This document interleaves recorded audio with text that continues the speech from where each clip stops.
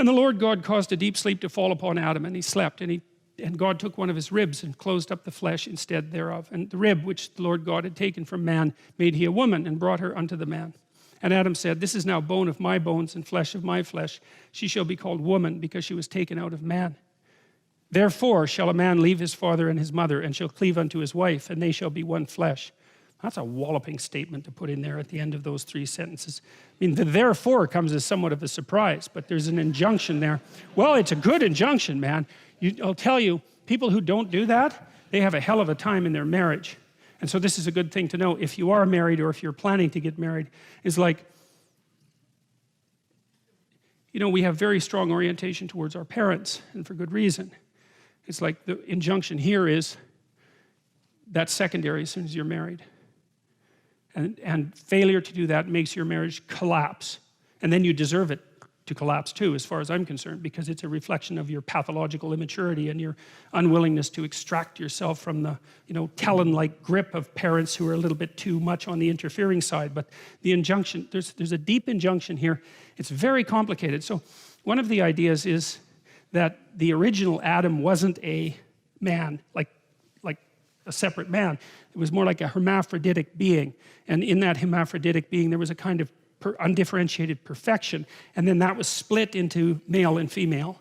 And then that part of the goal of human beings is to reunite that as the singular unity that reestablishes the initial perfection. And that's actually the goal of marriage from a spiritual perspective. And you could read about that if you read Jung, because he wrote quite a bit about that. It's lovely. It's such a good idea.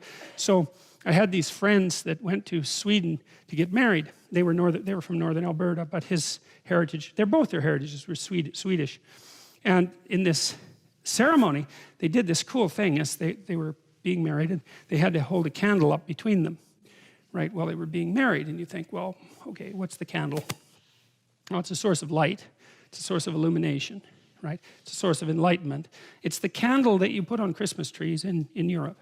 So it's the light that emerges in the darkness in the depth of winter. It's a symbol of life in darkness.